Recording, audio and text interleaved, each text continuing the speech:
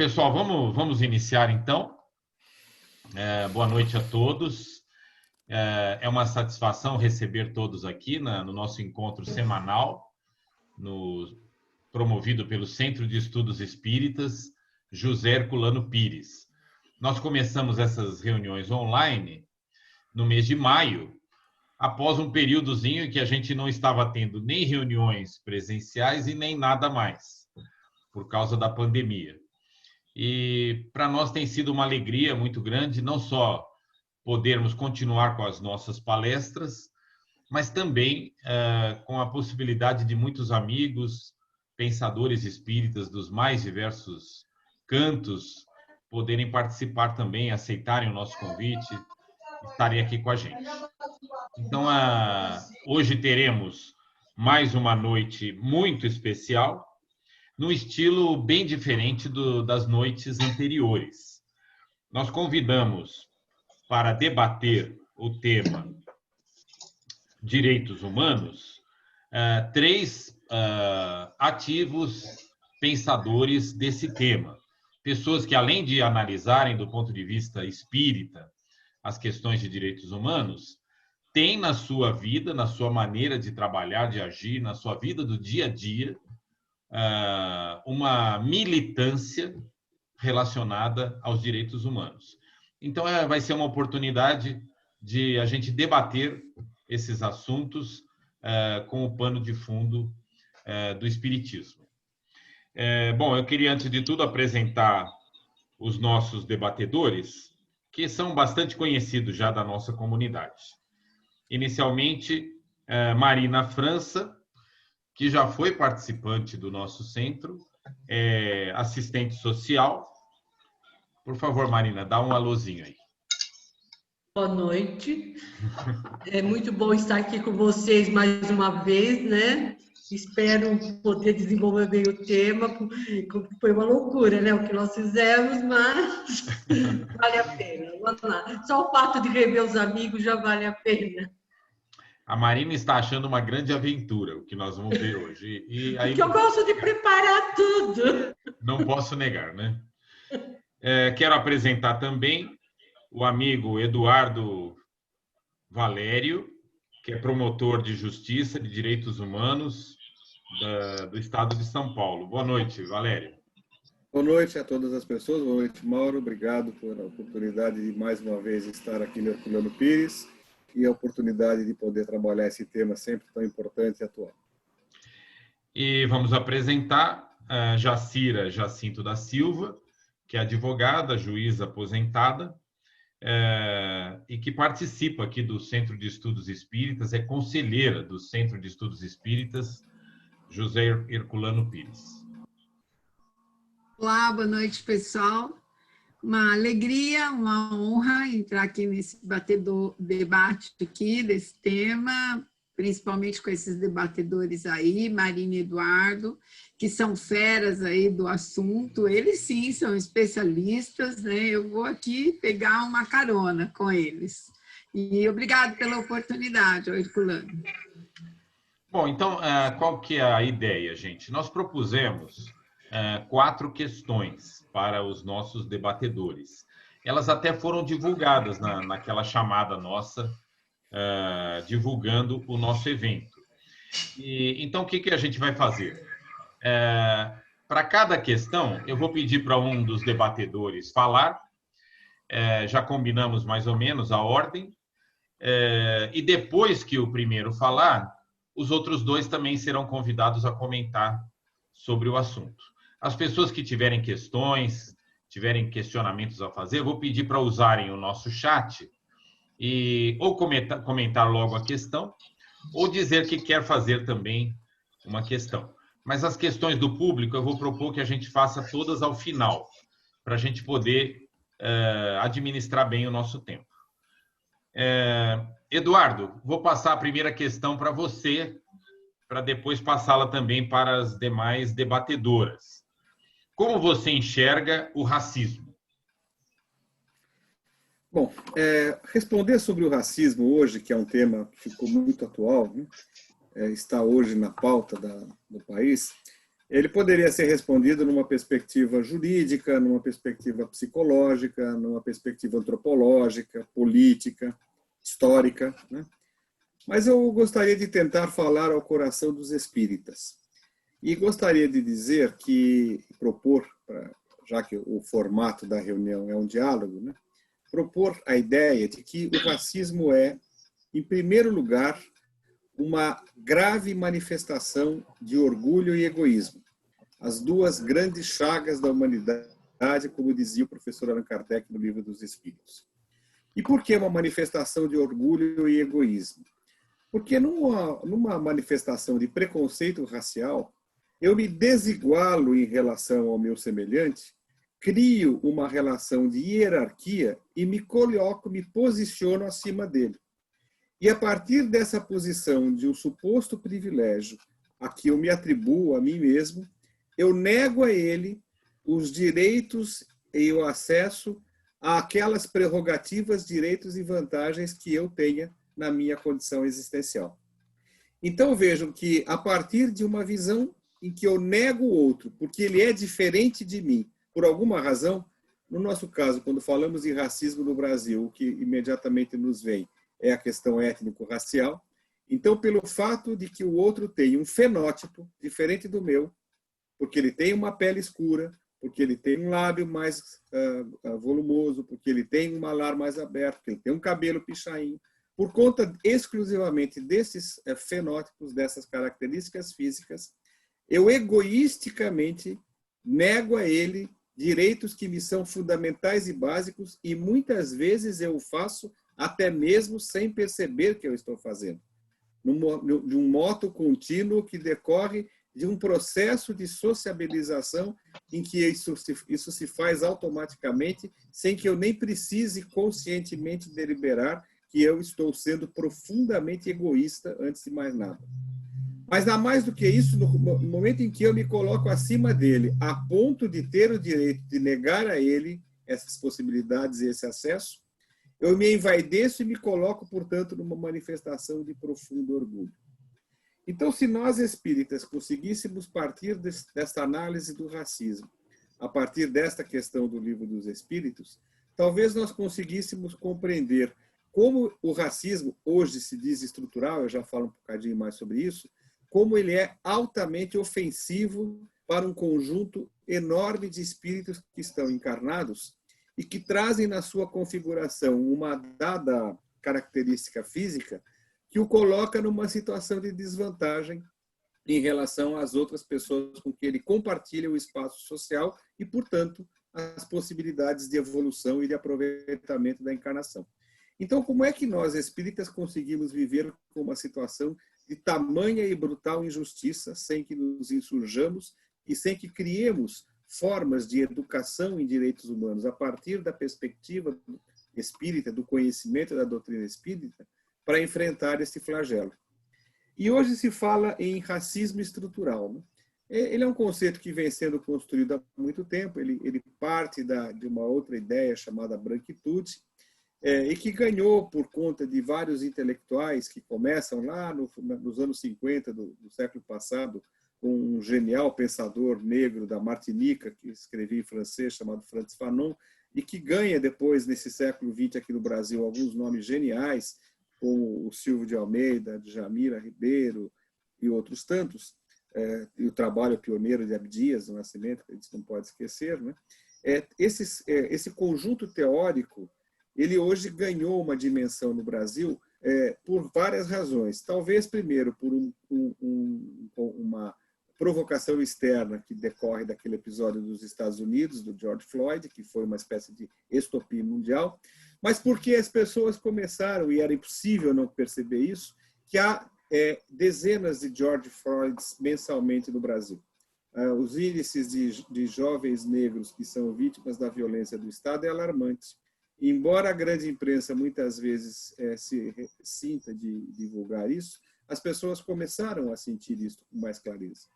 E aí, vejam, para encerrar essa resposta inicial, porque a proposta é de um diálogo, não é de uma palestra, eu acho que nós precisamos, de fato, trazer esses temas para dentro da casa espírita, e fazer com que a leitura espírita do racismo, que é muito rica, se a gente começar a partir dessa perspectiva do egoísmo e do orgulho, possa nos levar a um profundo projeto de educação em direitos humanos na perspectiva espírita, para que nenhum espírita continue sendo racista inconsciente. Esse racista que desfruta dos seus privilégios sem a consciência dos seus privilégios, né? Eu acho que por aí a gente pode começar um diálogo, é só um pontapé inicial para aquecer as questões. Muito obrigado, Eduardo. Vou passar agora a bola para para Marina, a Marina França, que inclusive fez algumas semanas atrás uma palestra fabulosa aqui no Herculano, está gravada no nosso YouTube, exatamente sobre o racismo. Marina, como você vê o racismo? Sim, acho que o Valério começou muito bem, que, em geral, parte do nosso egoísmo e do nosso orgulho, né? Que é o que permeia as relações sociais de uma forma geral. Mas a gente não... Eu acho que não é só também uma questão moral, é uma questão social muito forte, porque nós somos educados para sermos racistas.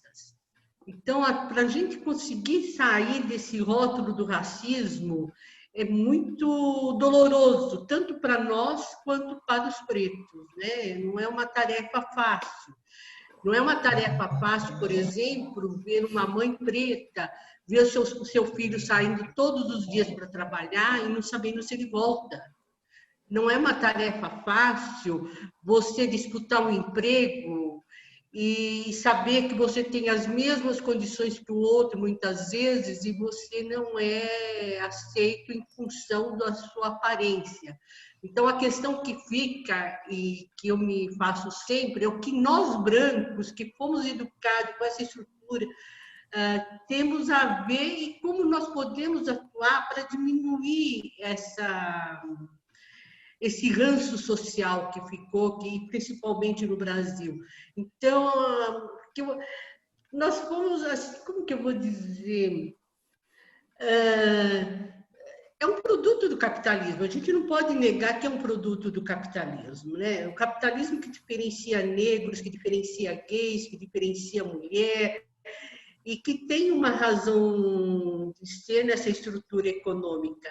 Então, quando o Silvio de Almeida fala do racismo estrutural, ele fala exatamente como que isso permeia todas as desigualdades e as diferenças. Mas é um exercício, não é eu estou entrando nesse tema há pouco tempo, eu sou funcionária pública há mais de 30 anos e eu trabalhei tanto na área da saúde, quanto na área do fórum, quanto na área do federal, porque todo mundo sabe que eu rodo, né, que eu faço novos concursos e vou fazendo novas áreas, e vejo que mesmo, por exemplo, no serviço público ele tem mais acesso e tudo mais, mas vejo como que é sofrida aos negros em todas essas áreas. Por exemplo, se a gente vê na área do fórum, na área da criança e do adolescente, de quem a gente tira mais os filhos, nós, os assistentes sociais? Das mães negras. Às vezes você vê uma mãe negra e uma mãe branca, às vezes as duas nas mesmas circunstâncias, e a gente não percebe. A gente tem que fazer perguntas para nós mesmos a todo tempo. Se ela fosse branca, se ela fosse... Como que a gente agiria? Estaríamos agindo da mesma forma? Então, esse questionamento é contínuo. Então, vamos deixar também para adiantar depois no debate. Obrigado, Marina. Vou passar, então, agora para Jacira Silva. Como você vê o racismo? Bom, eu acho que a abordagem dos colegas é muito oportuna, né? São complementares.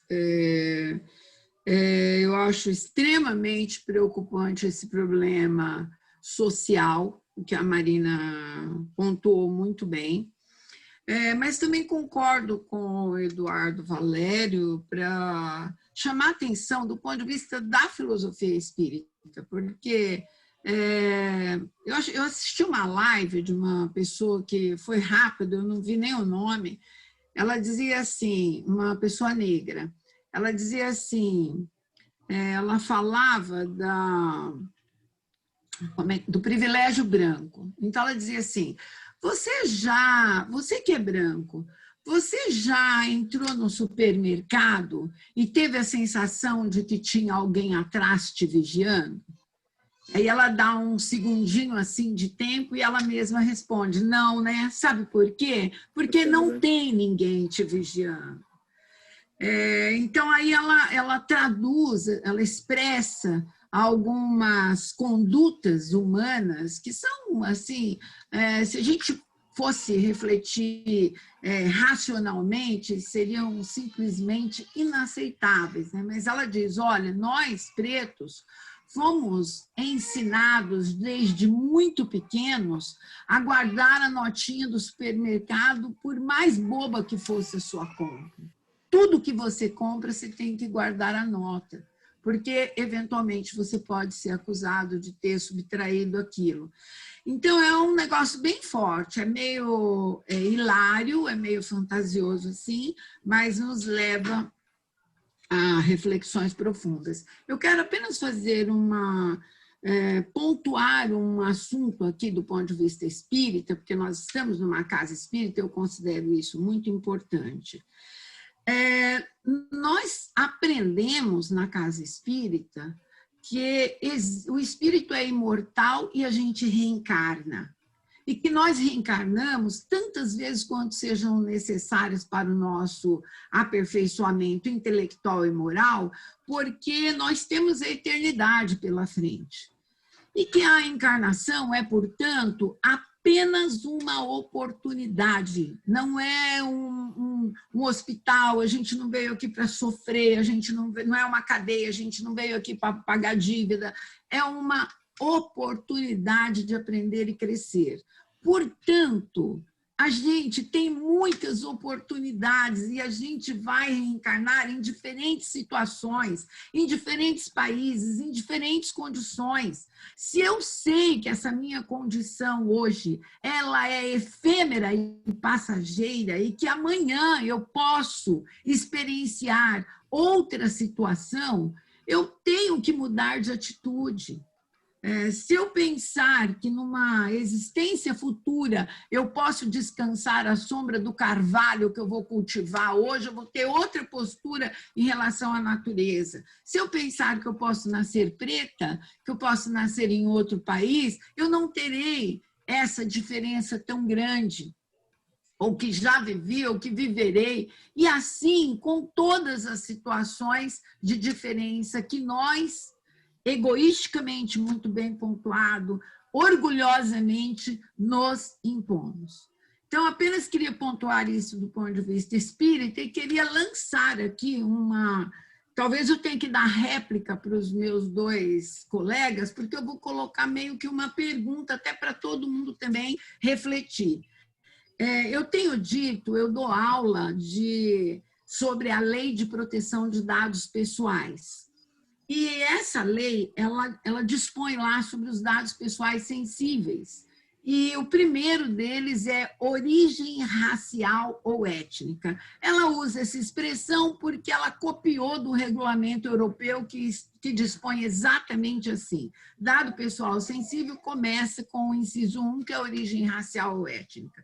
Toda vez que eu falo disso nos cursos de LGPD, eu digo que é dispensável a palavra raça, que a gente não precisa usar, que é cultural, que a gente usa demais. No Brasil, em todas as instituições públicas se usa a palavra raça, mas eu tive a curiosidade de fazer um estudo nos dicionários para ver qual seria a definição, qual seria o significado das palavras etnia e raça. E aí eu descobri o seguinte, elas não são sinônimas. Então, se elas não são sinônimas, faz sentido que as duas estejam junto. E aí, então, vamos ver o significado. Etnia é a expressão de um conjunto de características culturais, linguísticas de um povo. Portanto, faz sentido falar em etnia. Existem as etnias. Mas A melhor definição que encontrei de raça, e sem muita diferença de uma para outra, quer dizer mais ou menos o seguinte: é um conceito socialmente construído, vejam isso, conceito socialmente construído de que existiriam diferenças biológicas entre as etnias. E nós tivemos o projeto Genoma, que provou cientificamente a inexistência de diferenças biológicas de uma etnia para outra. Então, se não existem diferenças biológicas entre as etnias, haveria justificativa para a gente continuar usando a palavra raça? Eu vou deixar isso aí no ar para a gente possivelmente voltar, principalmente para ouvir os dois especialistas do assunto aí. Obrigada. Bom, eu acho que eu vou, então, dedicar mais alguns minutinhos a esse tema. Vou propor para o Eduardo que faça o seu comentário sobre a questão da Jacira, se a palavra raça deveria ser evitada e apenas usarmos a palavra etnia.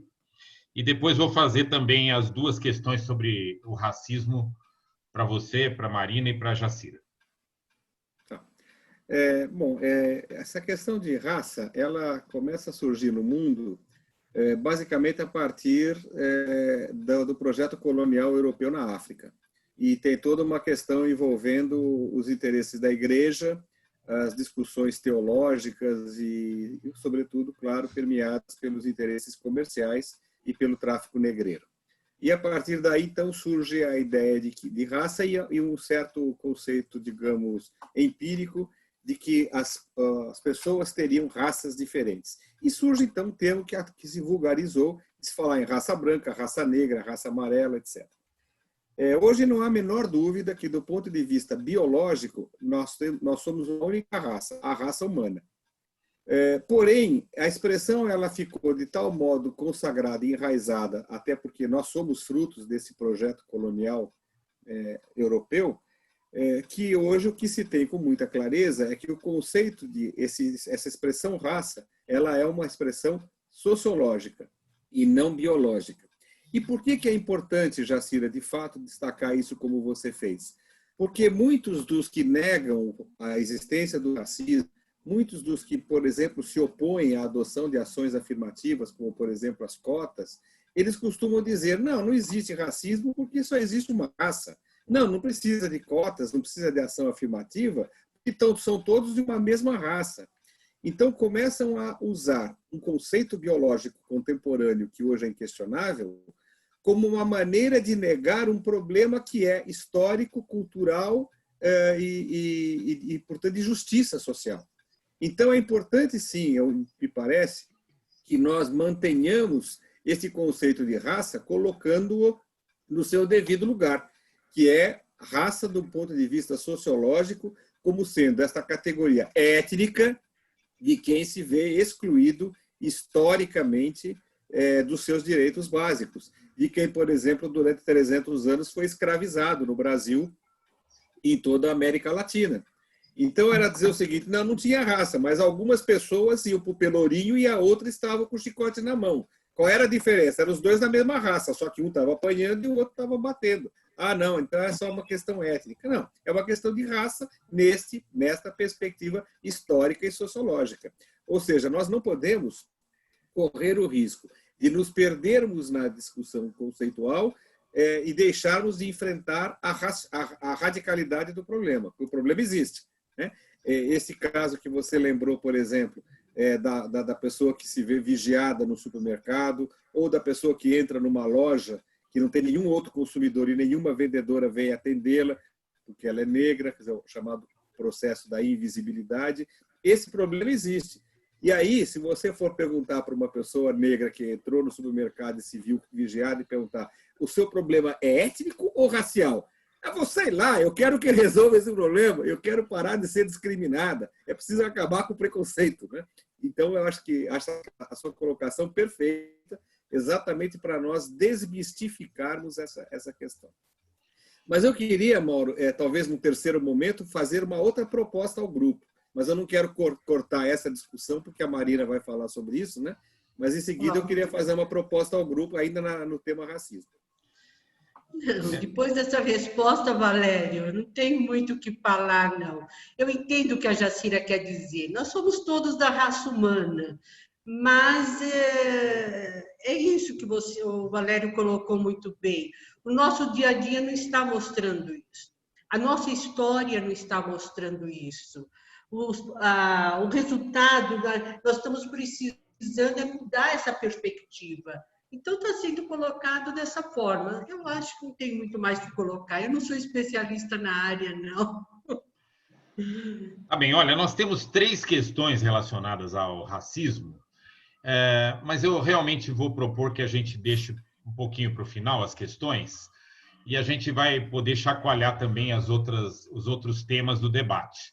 Uma questão sobre cotas, uma questão sobre o capitalismo, que a Jacira falou, que a Marina falou.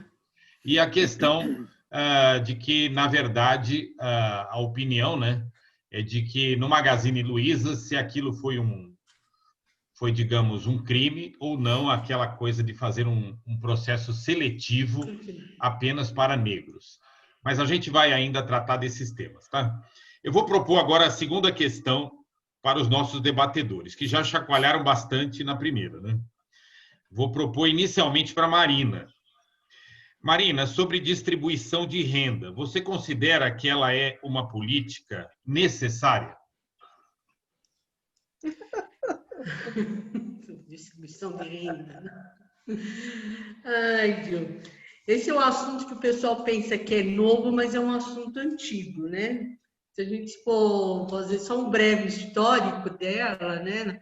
Já Thomas More, né? Ele já dizia que para combater a criminalidade não bastava a pena de morte. Então, ele propunha que, no lugar da pena de morte, se colocasse uma distribuição de renda, né? O maior estudioso que nós temos aqui no país sobre esse, a gente sabe quem é, né? O Eduardo Suplicy, né? Que ele é um árduo batalhador dessa área da distribuição de renda, que é a política de renda, da renda básica, né? Que nós temos também tanto preconceito em relação a ela, porque a gente não consegue associar distribuição, salário, dinheiro do trabalho. A nossa relação com o trabalho é doentia. Eu costumo dizer que ela é doentia, porque parece o que molda o homem seria o trabalho, né? Então, dar-se o dinheiro, até pular da cesta básica, para quem trabalhou em assistência social há muito tempo, o preconceito que se tem em dar dinheiro para a pessoa pobre era uma coisa, e ainda é uma coisa impressionante. O que ele vai fazer com o dinheiro, né? Ninguém pergunta para o trabalhador o que ele vai fazer com o seu dinheiro. Como se ele não tivesse condições de administrar o seu dinheiro e a gente tivesse de administrar por ele. Eu trabalhei muito junto com a população direta e isso é um mito. Às vezes a gente tinha poucos alimentos, a gente colocava tudo. Aí eu falei, eu não vou dividir alimento para essa população, né? Eu não sei o que cada um come. Então eu colocava tudo em cima de uma mesa grande e falava, virem-se, distribui. O pessoal achava que eu era louca. Eu falei, não, você... E aí cada um pegava o que era necessário. Falava, eu não vou pegar isso, mas o fulano lá, o seu Benedito, precisa, ele tem mais filho que eu. E no fim dividia tudo, que terminava e eu via. Alguns achavam que eu era preguiçosa, mas não era questão de eles tinham condições de administrar aquilo que ia para eles, não era eu que tinha que determinar. Outra coisa que eu, enquanto assistente social, às vezes via muito, ensinar uma pessoa a viver com R$600. Eu não vivo com R$600. Como que eu posso ensinar alguém a viver com R$600? Isso é um absurdo. Então, os mitos e os preconceitos que se tem em relação com o dinheiro, por que eu apresento isso? Atrapalha muito a questão da renda básica.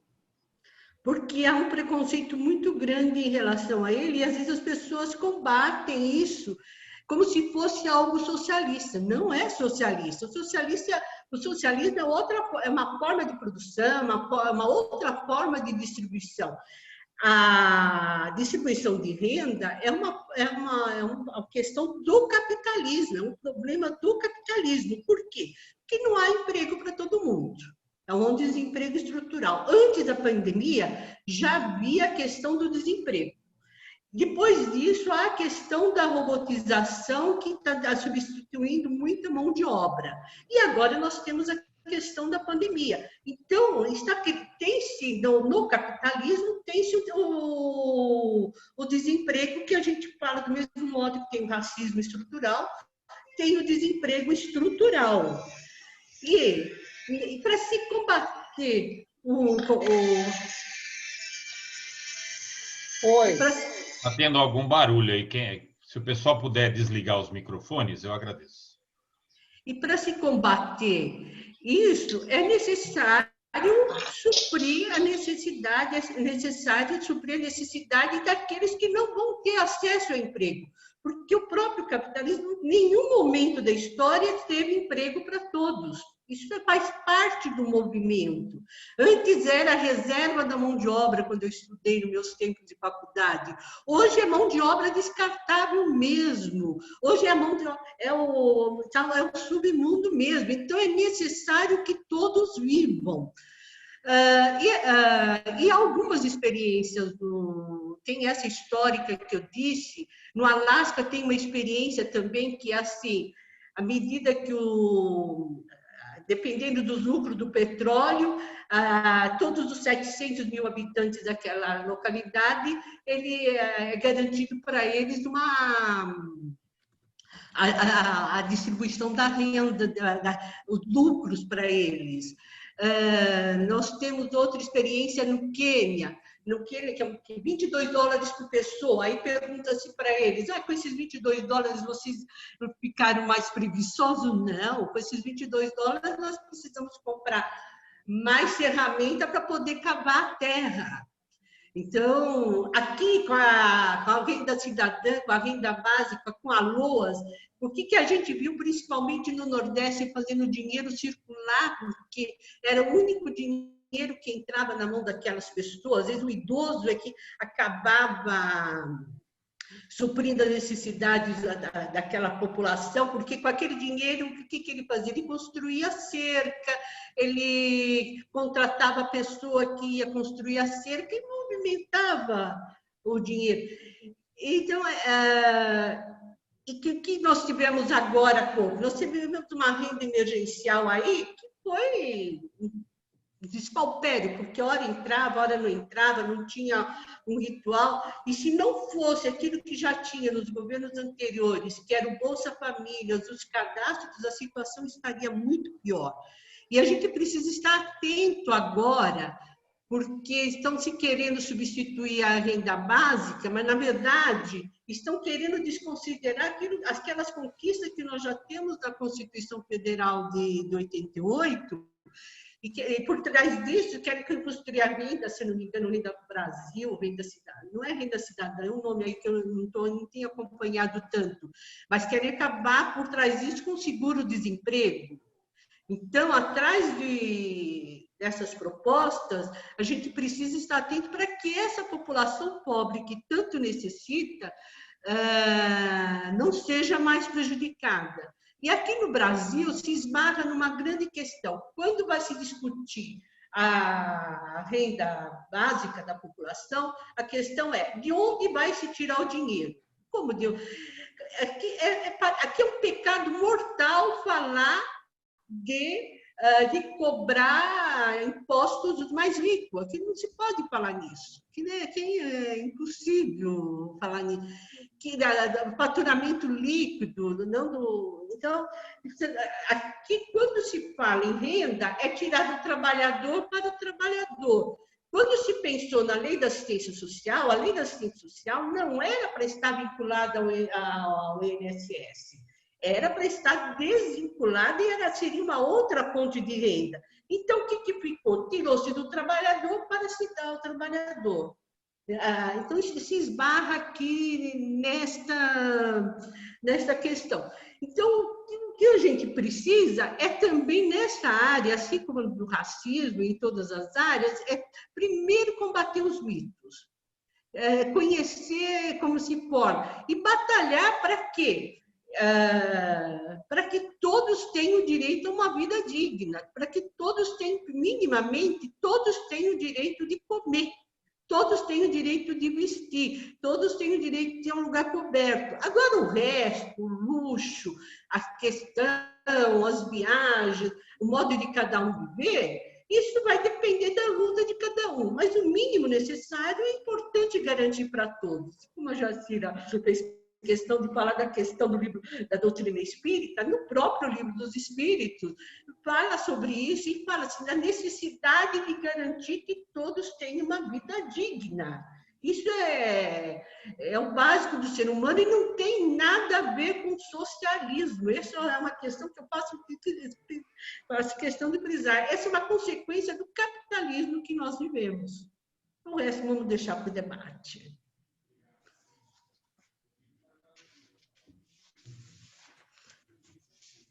Mauro, você está com o microfone desligado.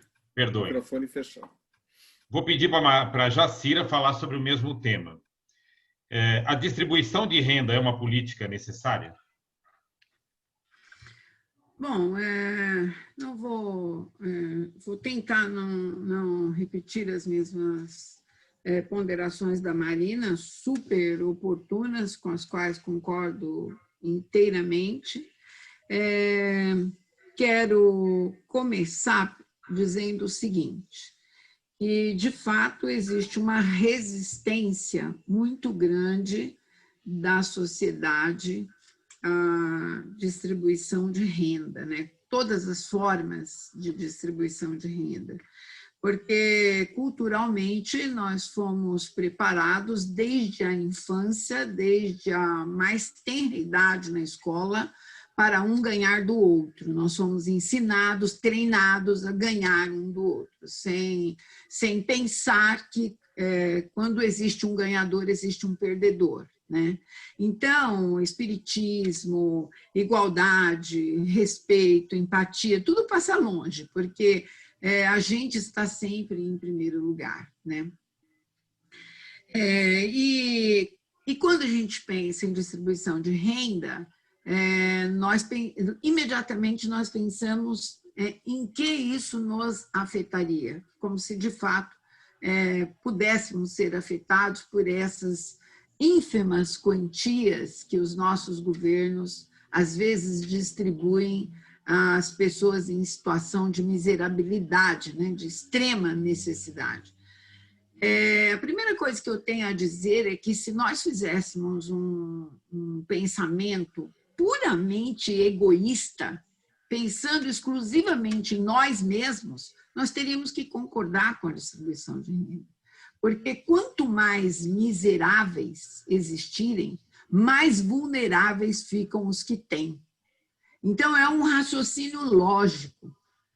Quem tem, se for por um pensamento egoísta, precisa dividir um pouco, porque senão ele fica vulnerável. Se a gente permitir que aumente a miséria, a marginalidade, quem tem fica cada vez mais frágil e vulnerável. Então, mesmo que fosse movidos por egoísmo, a gente precisaria concordar com a distribuição de renda. Mas nós temos outros argumentos muito mais inteligentes, como já ponderou a Marina, e nós vimos, quando surgiu o Bolsa Família, né, tanta resistência social, inicialmente, tanta crítica, tanta condenação, imediatamente após, a gente viu o quê? A economia melhorar. Por quê? Porque as pessoas pegam um dinheirinho, elas vão fazer o quê? Compra das suas necessidades básicas, e elas movimentam o comércio,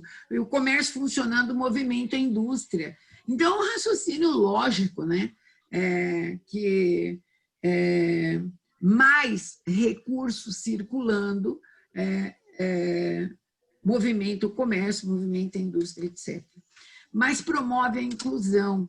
Eu quero dar um exemplo aqui muito rápido de uma experiência que nós estamos vivendo agora na Fundação Porta Aberta. Em razão da pandemia, nós assumimos com a Prefeitura de São Paulo o compromisso de formar, de qualificar pessoas para costurar equipamentos, vestimentas hospitalares, avental, touca, propés, máscaras. E teriam de ser pessoas vulneráveis, em situação de desemprego, que já tinha pouco e perdeu o que tinha e tudo mais.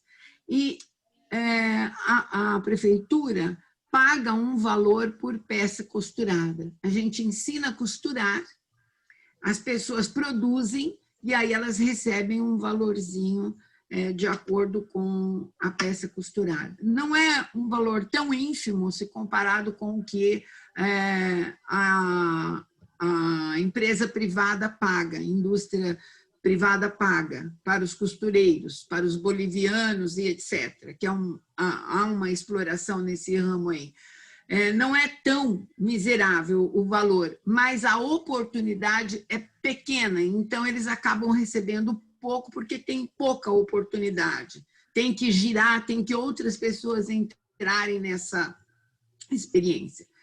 E o que é que a gente tem visto? Pessoas muito simples vêm, agarram a oportunidade, são extremamente agradecidas e economizam aquele pequeno dinheirinho para comprar uma máquina de costura e produzir na sua casa, passar a produzir na sua casa. Então, o primeiro raciocínio que as pessoas fazem, eu já cansei de ouvir isso. Outro dia aqui dentro da minha casa, uma profissional que veio aqui para atender a minha filha, ela disse assim, olha, eu sou radicalmente contra esse negócio de Bolsa Família, Bolsa isso e Bolsa aquilo. E ela chegava a brilhar os olhos de raiva quando ela falava.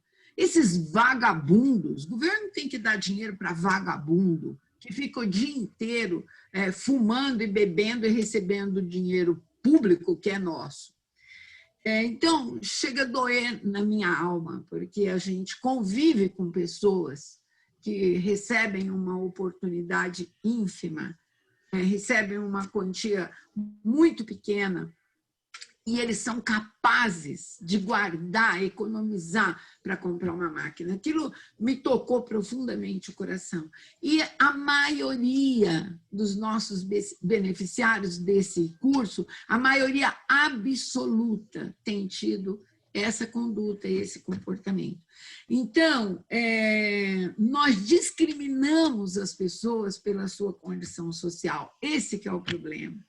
A gente esquece totalmente os conceitos espíritas. Nós somos espíritas lá dentro do centro espírita e lá fora a gente esquece o ensinamento básico, porque se nós formos estudar o Livro dos Espíritos, a Marina já mencionou, quantas lições que nós temos ali que mudariam completamente essa nossa forma de ver, Nos colocarmos no lugar do outro, a empatia, de sentir a dor do outro, Mas sempre as pessoas em situação desfavorável são discriminadas por nós, seja por uma condição ou por outra. Então, o que nos vem à mente é pensar que é um vagabundo, que é um bebum, etc.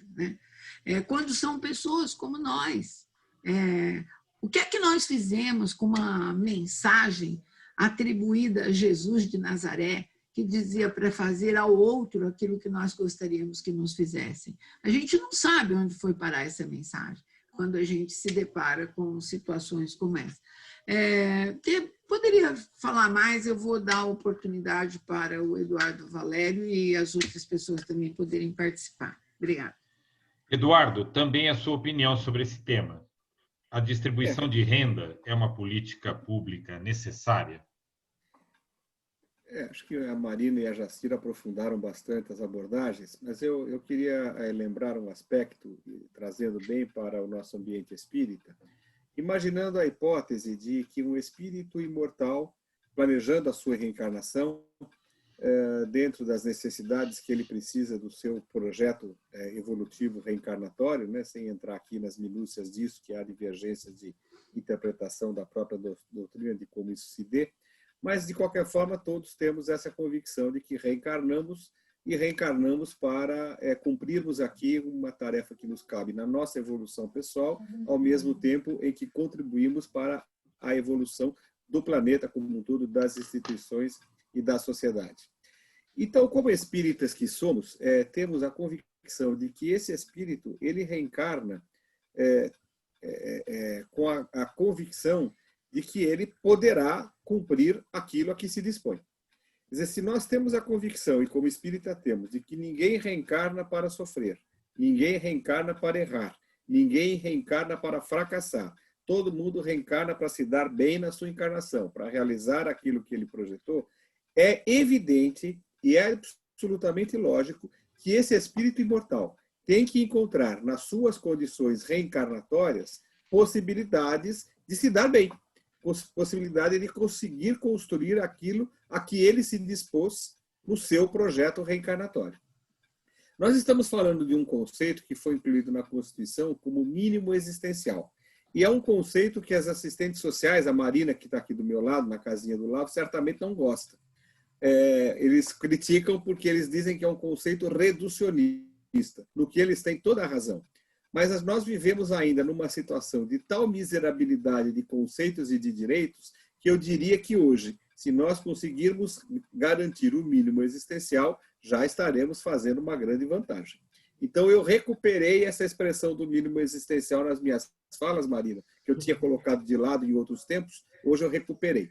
E aí eu diria o seguinte, que o que nós precisamos como espíritas é ter a convicção de que cada espírito que reencarne, ele tenha o seu mínimo existencial assegurado para que ele possa chegar ao final do seu período reencarnatório, tendo podido fazer o seu projeto a partir do seu livre-arbítrio e da potencialidade que lhe foi possível nesta reencarnação.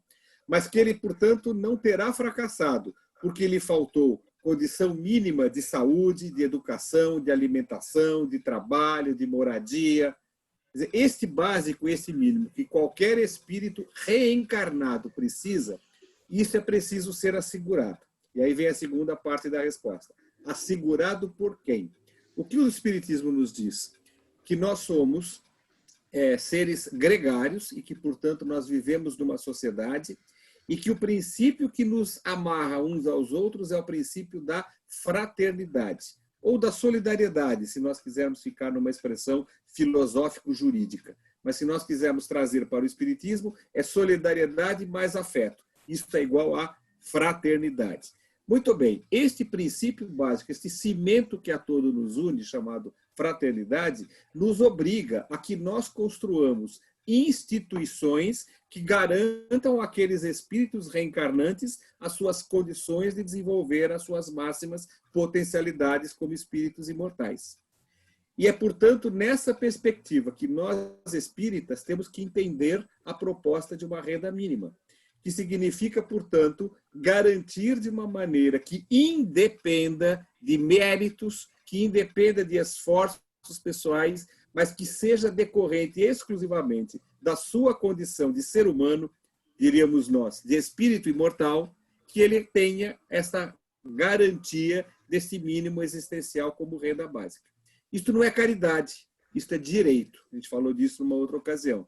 E, portanto, é preciso, sim, e avançar rapidamente nessas questões da renda básica para entender, inclusive, como na lógica econômica, como a Jacira disse ali há pouco, como na lógica econômica é fundamental que todos tenham, na lógica econômica capitalista, quero dizer, que todos tenham condições de consumir para fazer a roda da economia girar.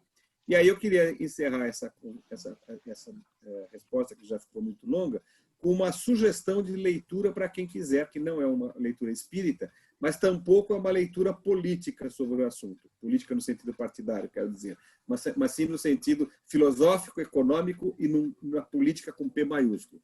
É de um grande professor que estuda com profundidade o tema e que a gente teve a oportunidade de ouvi-lo num evento aqui no Brasil agora há poucas semanas atrás, por esse meio aqui agora, que a gente agora só se conversa desse jeito, com tecnologia no caminho, que é um professor catalão chamado Daniel Raventós. Esse senhor estuda os projetos de renda mínima na Europa toda, e também nos Estados Unidos, e na Argentina também. Ele tem estudos na Argentina e no Chile, enfim, estuda no mundo inteiro praticamente. Ele estuda esses projetos de renda mínima com uma profundidade e com uma clareza fenomenais, e já tem os 3 livros publicados sobre o assunto. Então, quem quiser compreender a lógica econômica e de justiça social, que independe de coloração política, como lembrou Marina, seja de esquerda ou seja de direita, mas simplesmente como uma questão básica de sobrevivência da humanidade neste modelo econômico que ora se coloca, eu sugiro a obra do professor Raventós. Obrigado, Eduardo. Não vai haver réplica dessa vez, que nós vamos tentar administrar o nosso tempo aqui. Inclusive, vou pedir para os debatedores darem uma encurtadinha aí nas próximas respostas, sem tirar o conteúdo, evidentemente, né? Só você facilitar as perguntas. Se pergunta coisas complexas, fala muito. Não, mas vocês estão dando um show aí. Não tem condição de pensar que algo não está dando certo. Vou falar agora para a Jacira, fazer uma pergunta para a Jacira. Jacira, muitas pessoas cometem crimes. Eu quero que você sugira uma alternativa, se houver, para as pessoas, para a sociedade, dar uma resposta a quem pratica crimes. Se eu falar o que eu penso, vão querer me colocar lá no lugar que estão colocando hoje as pessoas que cometem crimes. Bom, vamos falar sério, né, sobre esse assunto. Esse é um assunto importantíssimo para a nossa sociedade discutir, né? Vamos tentar encará-lo inicialmente do ponto de vista jurídico. A lei de execução penal, que regulamenta como uma pena tem que ser executada, existe uma lei especialmente para regulamentar a execução de uma pena. Ela propõe a quem vai para a prisão uma série de condições que o Brasil não cumpre. É uma lei letra morta. Por exemplo, a obrigatoriedade de estudar e trabalhar. Acontece que quando nós pensamos em crimes, a gente só pensa na prisão. E nós temos outras alternativas, e nós temos alternativas muito mais inteligentes. Eu preciso ressalvar que o planeta Terra, ele acolhe espíritos de variados níveis intelectuais e morais. De acordo com Kardec, nós somos um planeta que estamos muito mais próximos dos mundos primitivos do que dos mundos elevados, dos mundos felizes. Talvez isso justifique tanta inferioridade nossa, né? Porque nós estamos ainda muito mais próximos dos mundos primitivos. Entretanto, existe uma gradação infinita de níveis evolutivos no planeta Terra. Ele é um planeta plural que alberga espíritos de diferentes níveis. Lamentavelmente, nós temos pessoas capazes de serrar pessoa viva, né? Temos pessoas que praticam terrorismo, crueldades absurdas, né? Então, são espíritos de um nível tão incompatível com a civilidade que não conseguimos enxergar outra alternativa senão segregá-los. Porém, se nós analisarmos a questão puramente do ponto de vista legal, nós veremos que existem muitas alternativas. O que acontece é que existe uma resposta politicamente atraente de que as penas têm que ser mais severas, tem que existir pena de morte, as pessoas jovens sabem votar, então elas também podem ser presas. São argumentos muito fáceis para questões muito complexas. né? A criminalidade é um fenômeno muito complexo. Circunstancialmente, qualquer um de nós pode cometer um crime horroroso, né? Normalmente, a gente comete situações ilegais e não somos pegos, digamos assim. Nós cometemos ilegalidades, né? A gente, por exemplo, como é que chama aquele crime? Me ajudem aí que me fugiu agora. Sonegação fiscal. Sonegação fiscal é crime. E é muito comum entre nós a sonegação fiscal e tantas outras situações de ilegalidade nas quais a gente se envolve. Mas quando somos nós, a gente acha que não foi uma coisa tão grave, né? Se a polícia nos pegar naquela situação, ela bem que pode compreender e ser um pouco condescendente, afinal, nós estávamos ali e a gente logo justifica. Mas se for o outro, né? Aí a nossa mão pesa, o nosso julgamento é severo. Então, começar que, circunstancialmente, todos nós podemos cometer um ilícito. Mas falando agora mais diretamente para esses casos que que a sociedade repugna muito facilmente, que é do indivíduo que está no mundo do crime, nós não queremos conhecer as causas, nós não queremos conhecer as origens.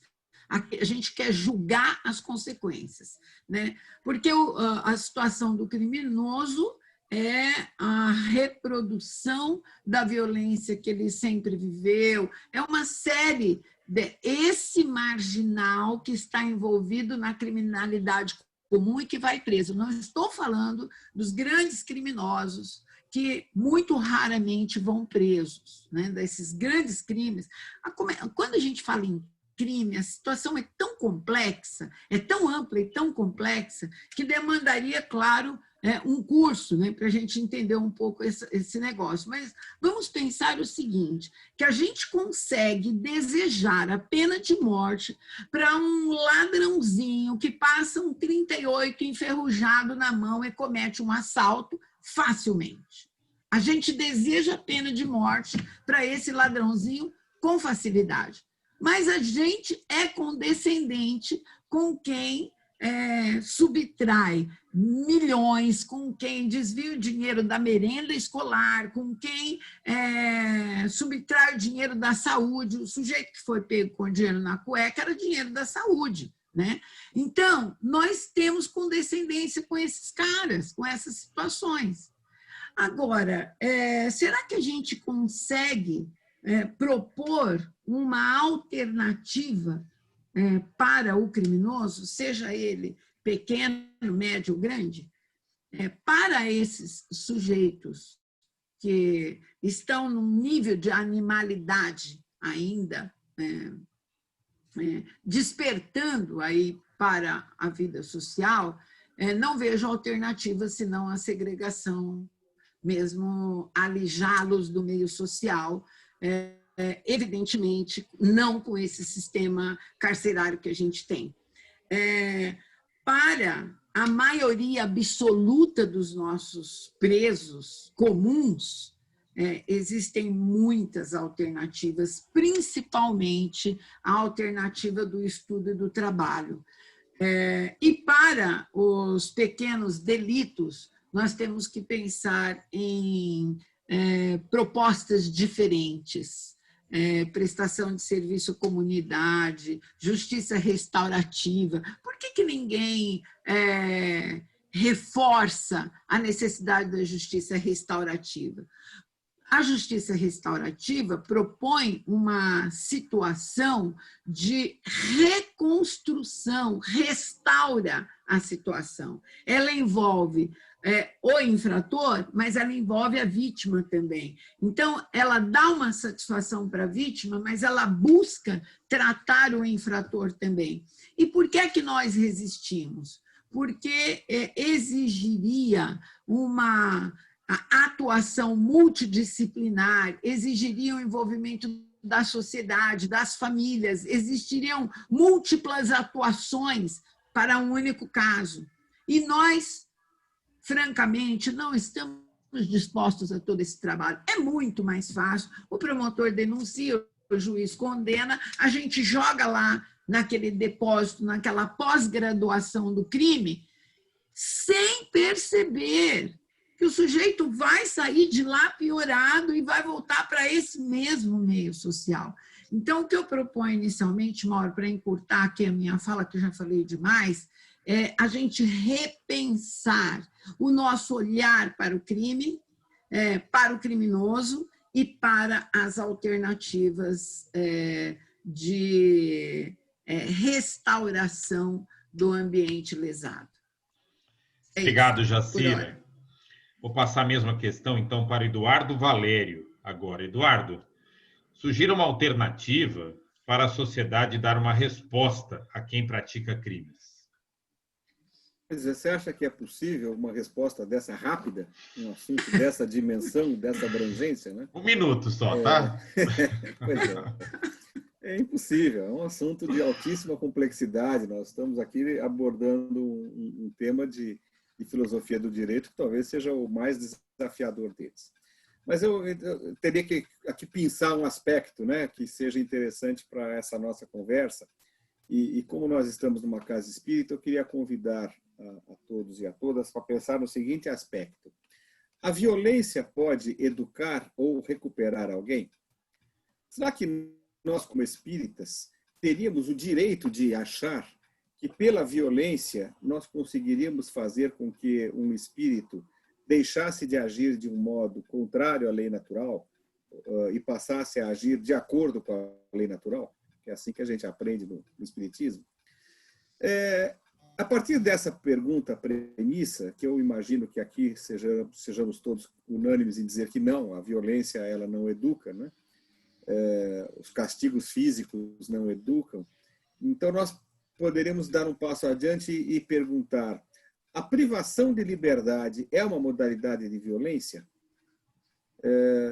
De acordo com os códigos, digamos, pós-iluministas de consolidação de direitos, a liberdade seria o segundo mais importante dos direitos fundamentais do ser humano, só depois da vida.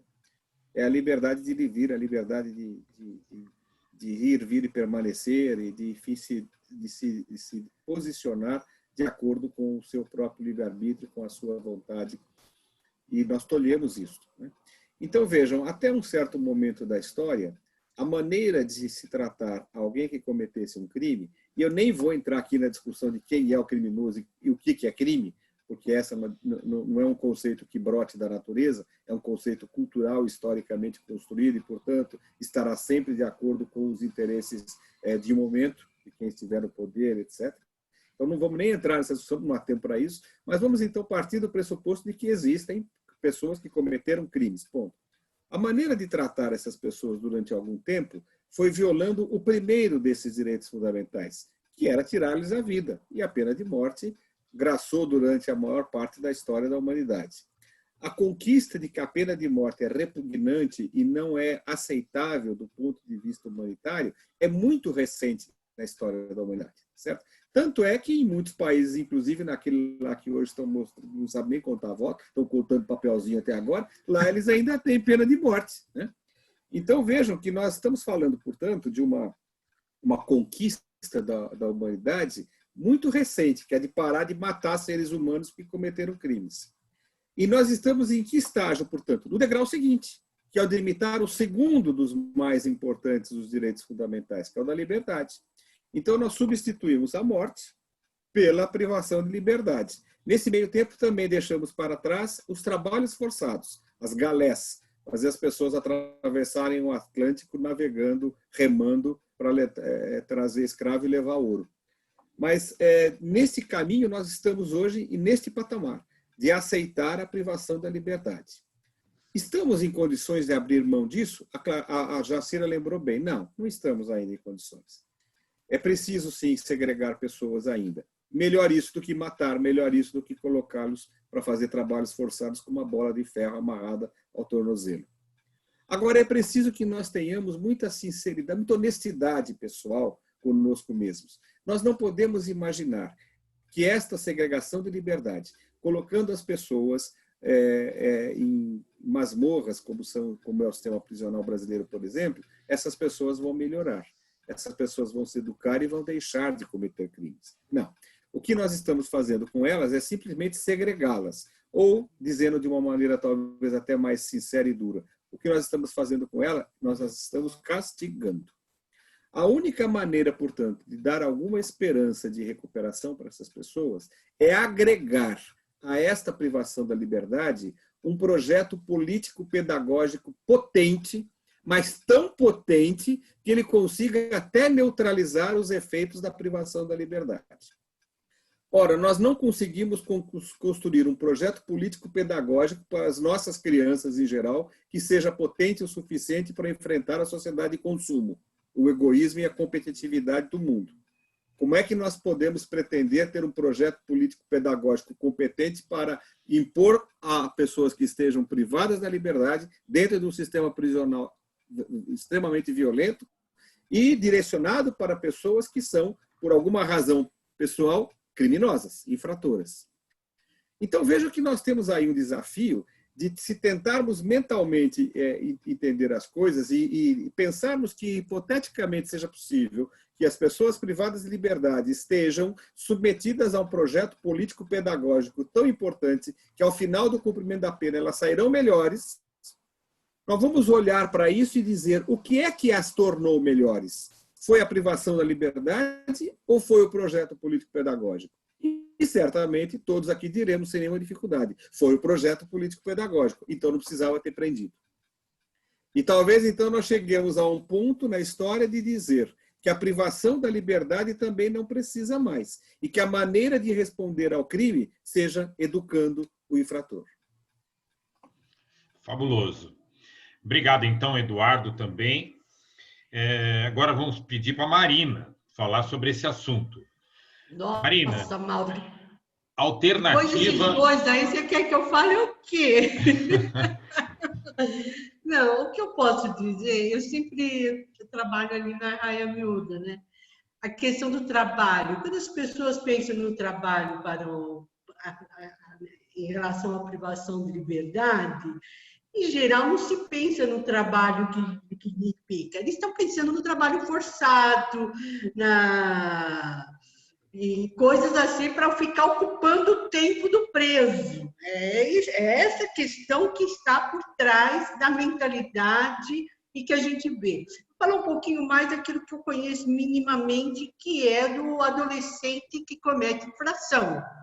Também teria o Estatuto da Criança e do Adolescente, é claro, precisaria estar associado a um projeto pedagógico. Está associado a um projeto pedagógico? Tem acompanhamento? Tem cobrança? E isso que nós estamos falando de adolescente de 12 a 18 anos incompleto. Não tem. E com relação ao trabalho, só vou citar um exemplo de uma vez de um senhor que eu atendi que já tinha sido preso. Aí ele falou, moça, falam do trabalho, mas eu pagava para trabalhar. Eu pagava, porque eu não aguentava ficar sem fazer nada. Então, quem tinha trabalho dentro da prisão eram aqueles que pagavam, porque eles queriam, a gente queria estar ocupado, a gente não queria ficar sem fazer nada. E para isso... Também por conta da remissão, né, Marina? 3 dias trabalhados, um dia a menos na pena. Esse daí não falou muito sobre isso, mas eles pagavam. Eu sei que cada um, para poder ter um trabalho ali dentro e para ocupar o tempo, eles tinham que pagar.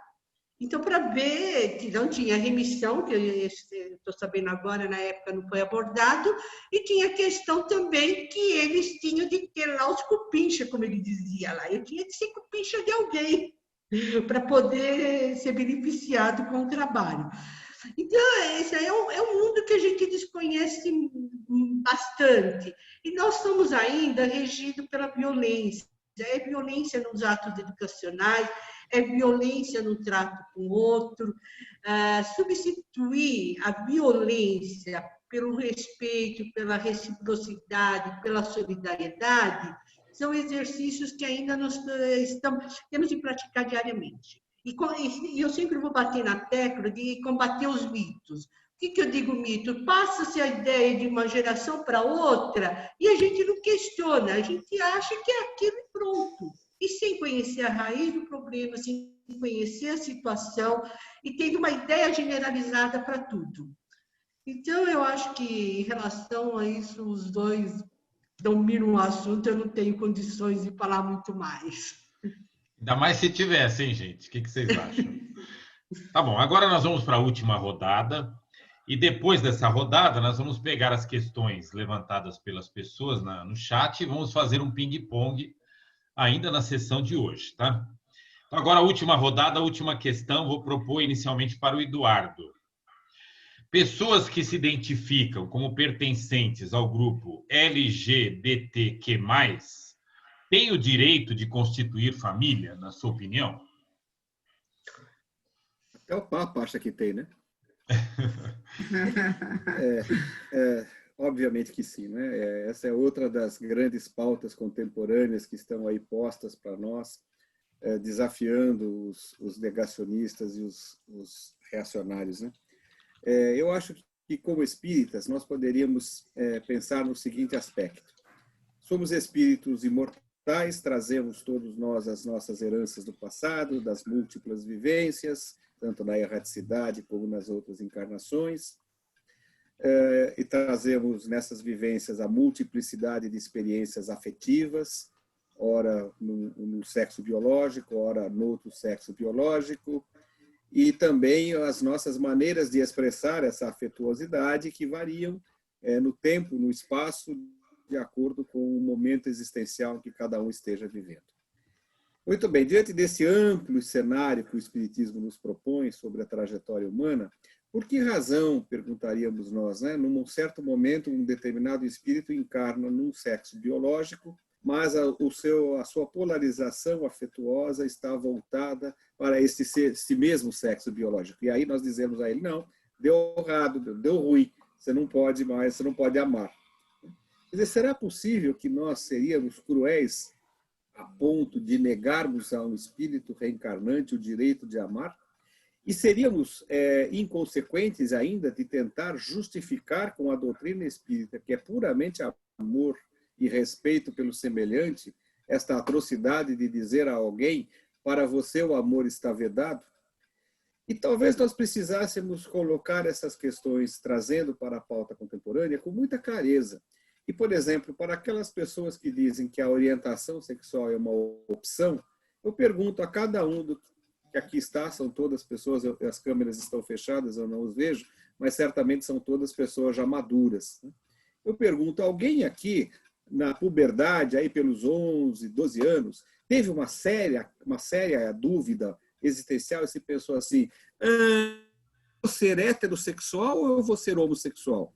Ah, não, eu acho que eu vou ser homossexual, é mais emocionante, apanha na rua, tem mais adrenalina, porque a violência é grande, o Brasil, afinal, é o país do mundo onde mais se mata homossexuais. Acho que eu vou ser homossexual. Ou então, não, eu sou muito covarde para ser homossexual, eu acho que eu vou ser heterossexual mesmo, porque aí fica mais fácil para arrumar uma parceira. Alguém passou por uma dúvida dessa? Alguém algum dia se perguntou sobre isso? É evidente que não. Essas coisas aconteceram para os heterossexuais que questionam, criticam os homossexuais de uma maneira absolutamente natural. E por que razão, então, que se deveria imaginar que para o homossexual ele fez essa opção? E aí diz, não, é opção dele. Como opção dele? Para o homossexual, meus queridos amigos e queridas amigas, gostar de alguém do mesmo sexo é tão natural quanto para os heterossexuais gostar de alguém do outro sexo. Não foi uma escolha. E se é algo natural, pergunto aos queridos espíritas, ele traz de onde? Ele traz da sua essência reencarnatória. E se ele traz da sua essência reencarnatória e reencarnou assim, é para ser assim. É para ter essa experiência desse aprendizado e entender que a expressão da afetuosidade e da amorosidade é universal e independe, portanto, do aparelho biológico que ele esteja envergando nessa encarnação. Faz qual seja a orientação sexual que ele tenha. Da mesma maneira como a identidade de gênero, se ele é cis ou se ele é trans, Isso é uma questão que ele traz naturalmente e nunca escolheu.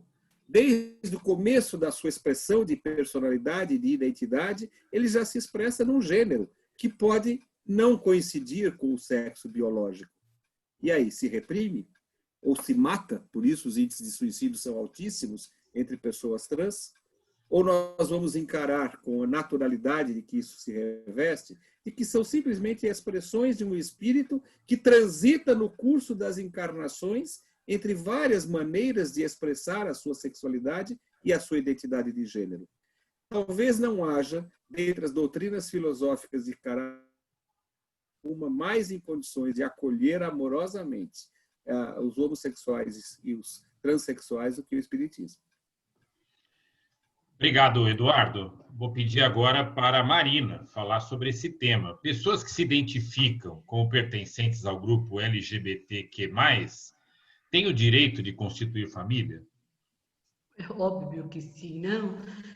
Não só constituir família, como viver. Eles têm o direito de viver, eles têm o direito de estudar, eles têm o direito de expressar, de andar, de sair de mão dada,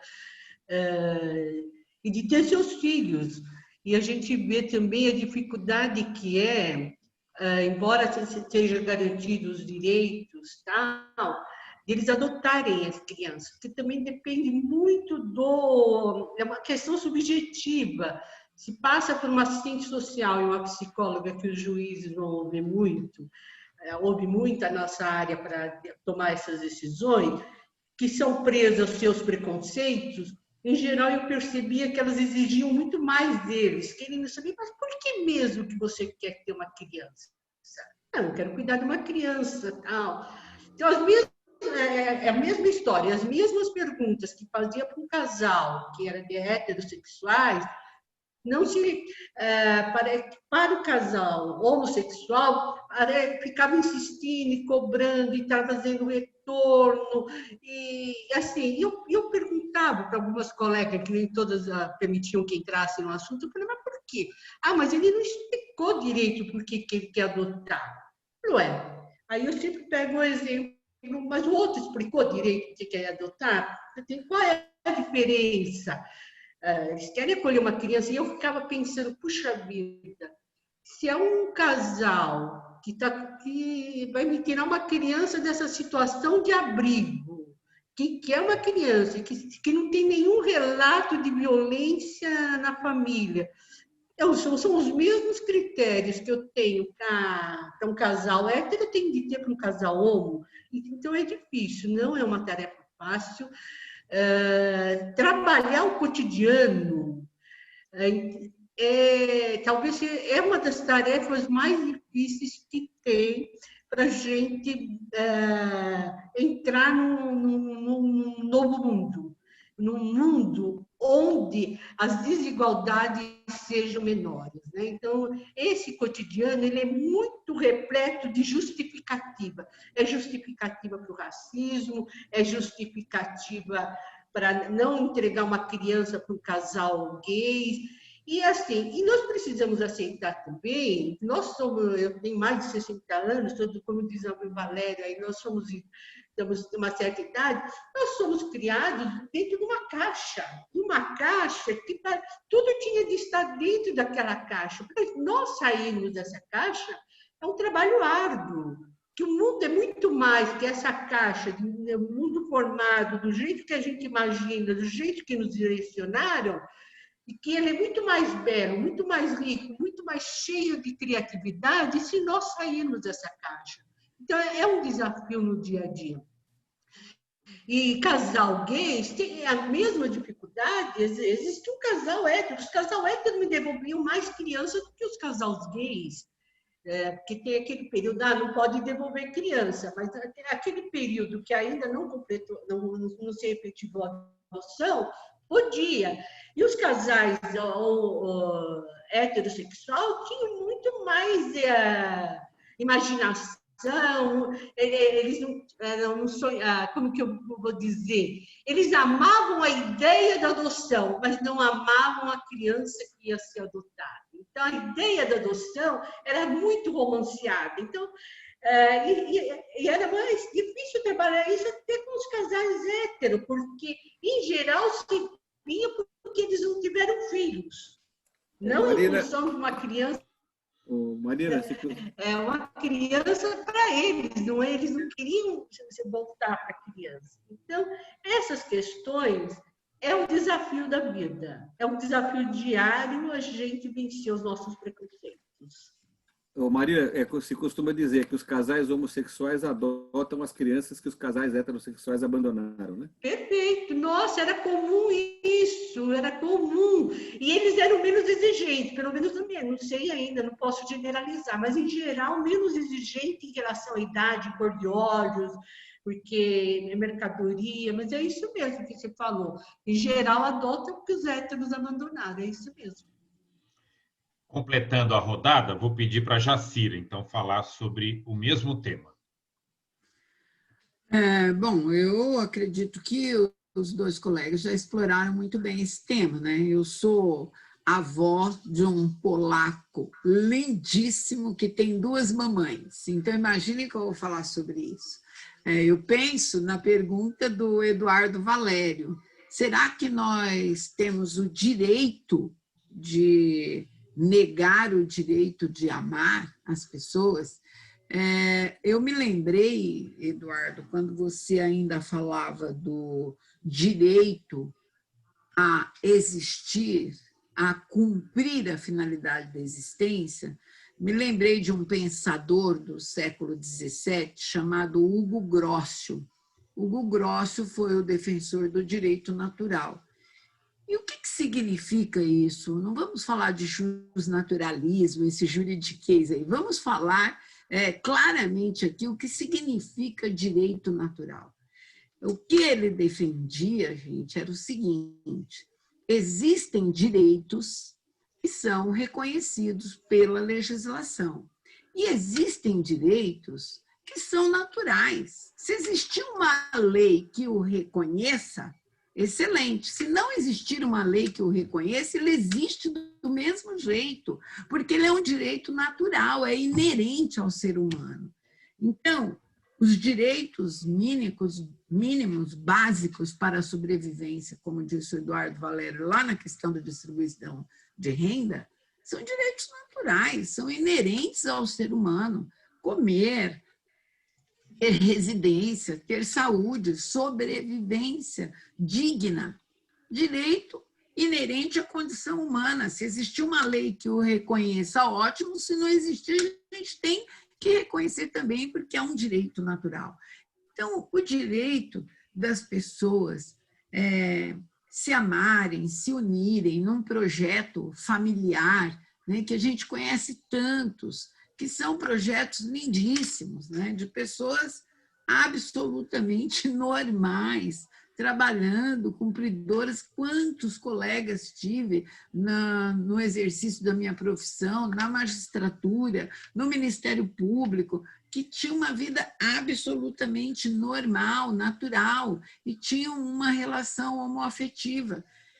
Existe desde que o ser humano existe. E quem somos nós para decidir quem tem ou não tem o direito natural? O direito natural é inerente ao ser humano e nós só precisamos reconhecê-lo e respeitar as pessoas na sua condição de vida, com uma deficiência física, com uma cor da pele diferente, com o cabelo diferente. As pessoas, os seres humanos, como seres humanos que são, independentemente da orientação sexual, da etnia, de qualquer outra condição, porque cada um de nós está em uma experiência apenas. A gente pode vivenciar diferente amanhã, numa outra existência, numa outra condição. Por que não? Né? Se for importante para o nosso projeto de crescimento. Não só isso aí a mais, Mauro. Quer dizer, a mais nada, né? Porque eles já tinham falado tudo. Só reforçando. Obrigado, Jacira. Fabulosa a contribuição de Eduardo, Marina, Jacira, a essas questões aí que, na forma quase de pinga-fogo, a gente lançou sobre direitos humanos. Eu vou propor agora, nossa última rodada vai ser de pegar as questões que foram levantadas aqui no chat. Alguns são depoimentos e outras são questões.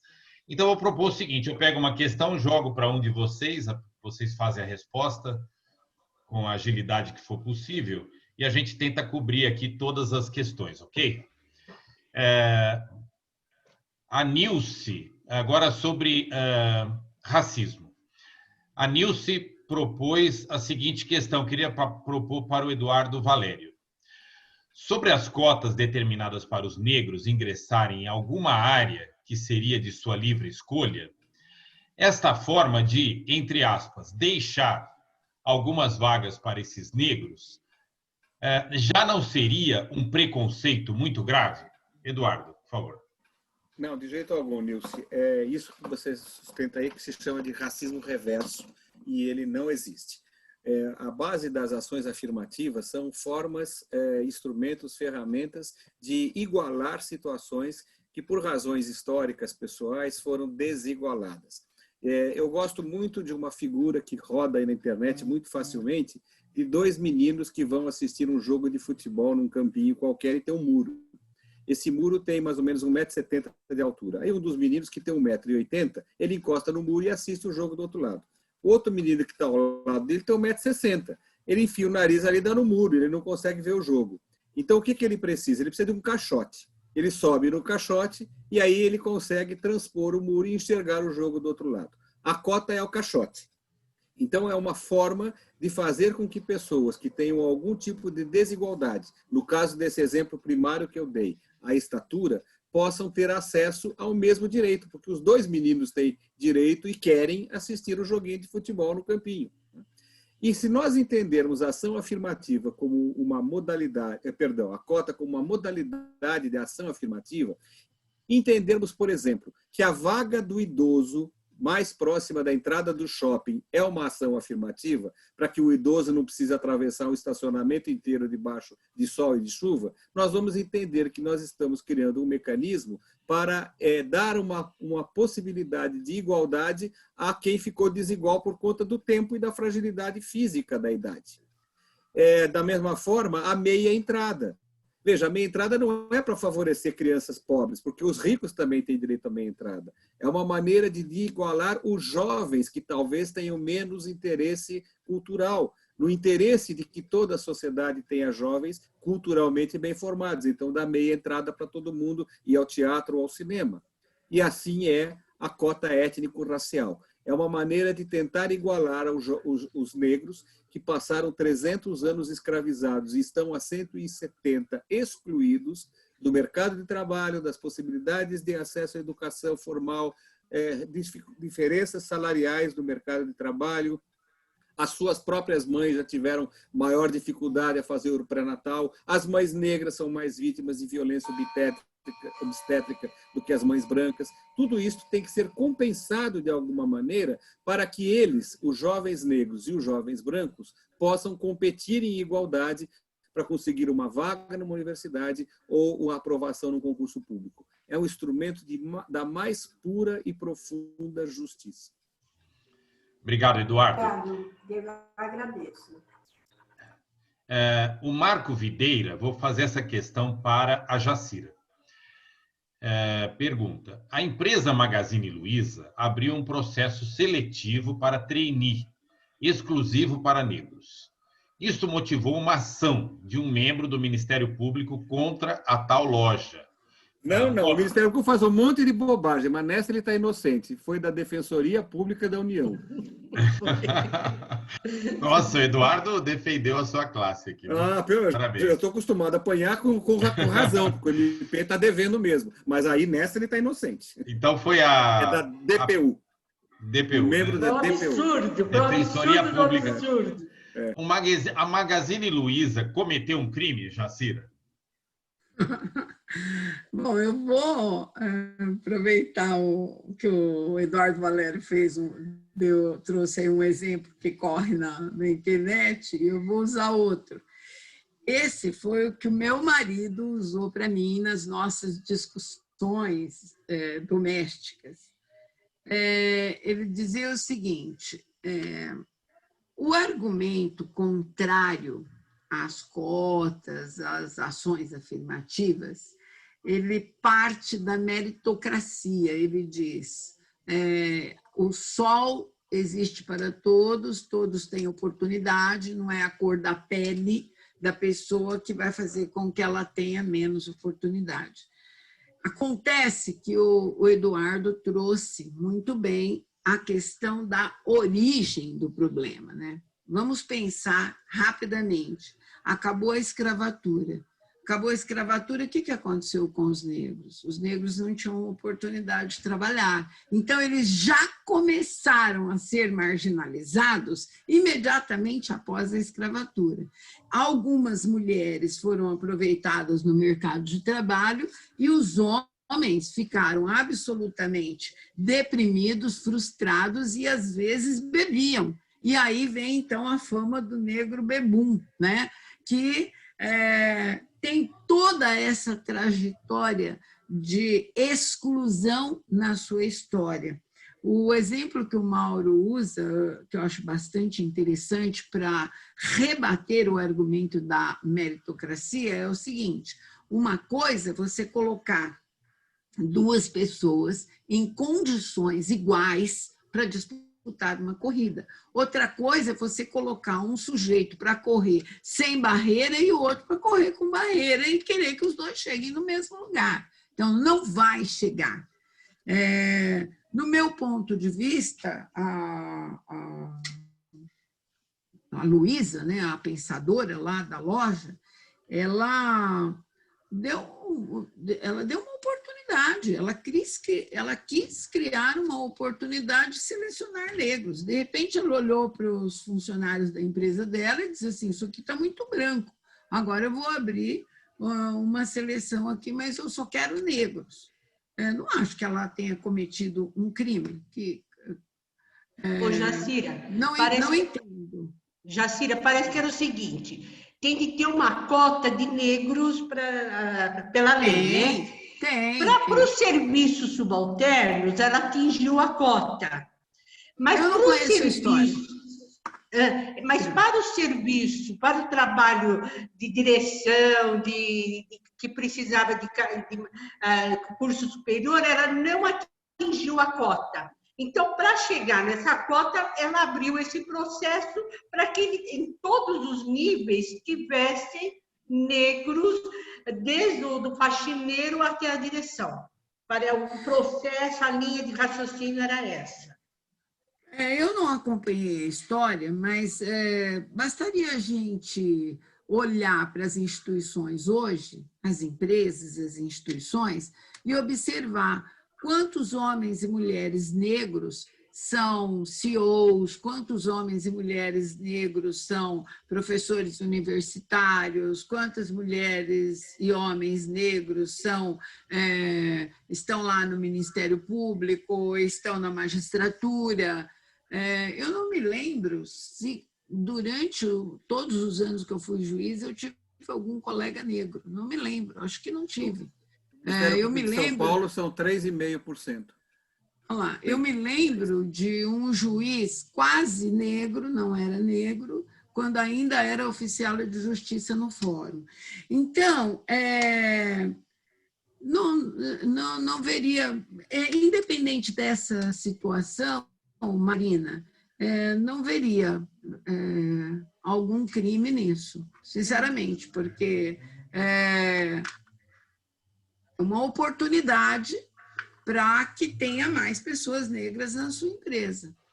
Num determinado momento, imaginando, eu realmente não sei desses detalhes, mas imaginando que ao longo de tantos anos de existência da empresa, ela nunca tenha parado para minimizar essa diferença, e nesse momento ela tenha decidido fazer isso, excelente, parabéns para ela, eu daria, é minha visão.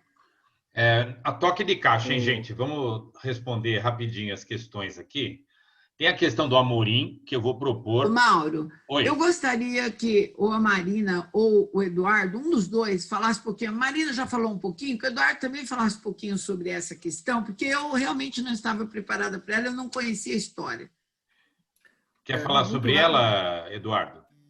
Não, eu diria o seguinte, Cometem crimes, no sentido amplo, não no sentido técnico, as empresas que não fazem esses processos privilegiando o acesso de negros. Nós temos que partir da seguinte ideia, se nós temos aqui como postulado, e como espírita temos o postulado da igualdade, que se há 56% da população negra e parda, né, no Brasil, então os cargos devem ser ocupados proporcionalmente por 56% de negros, 44% de brancos. Isso deveria ser feito naturalmente. Se não se faz isso naturalmente, porque houve um processo histórico de exclusão, e aí eu queria acrescentar ao dado que a Jacira trouxe, não é que ao final da escravidão os negros não conseguiram entrar no mercado de trabalho. Eles foram deliberadamente excluídos por uma política de Estado da República Velha de embranquecer a população brasileira, subsidiando os projetos de imigração europeia, para que a expectativa que se dizia era, até a metade do século XX, o Brasil seria um país tão branco quanto um país europeu. Esse era o projeto. E o que é que se fez com os negros que foram, portanto, expulsos das fazendas de café afora? Nada.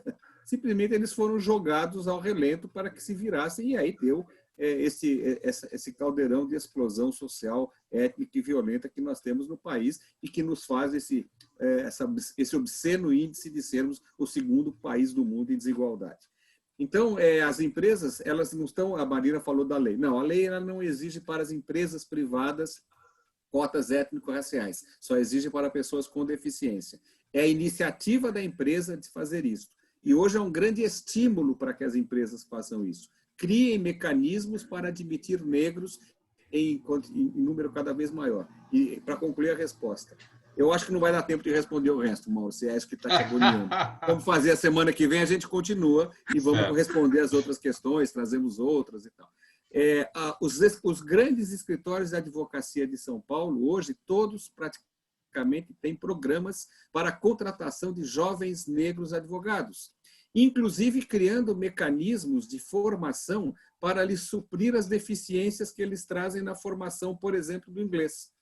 Todos os grandes escritórios hoje têm políticas próprias e específicas para isso, por iniciativa própria, porque entenderam que é impossível manejar a complexidade do fenômeno social brasileiro sem a pluralidade que é a própria formação étnica brasileira, que é composta de brancos, negros e pardos.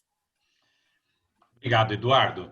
Eu vou fazer, então, só mais uma questão, pedir desculpas para todas as pessoas que se manifestaram, que a gente está quase com o tempo encerrando, e realmente estamos tentando aproveitar ao máximo aqui cada uma das questões, né? Eu vou fazer para a Marina, que a Marina tinha feito uma vinculação entre as questões raciais e o capitalismo. A pergunta é do Amorim. Respeitando as interpretações apresentadas por manifestação dos conceitos de cada um, mas não me parece que racismo ou qualquer outra forma de discriminação seja vinculável ao capitalismo, pois, como já apontado, ele tem raiz no orgulho e no egoísmo, que não se limitam a qualquer sistema econômico. Por favor, Marina. Para mim, o capitalismo ele está extremamente associado ao egoísmo e ao orgulho, mas esse é um ponto essencial. Mas o que eu quero dizer não é nessa linha. O que eu quero dizer é que o capitalismo ele usa a discriminação e ele usa calcado naquela ideia da meritocracia e do sucesso individual. Ele trabalha esses dois conceitos. E nesses dois conceitos, ele forma as exclusões.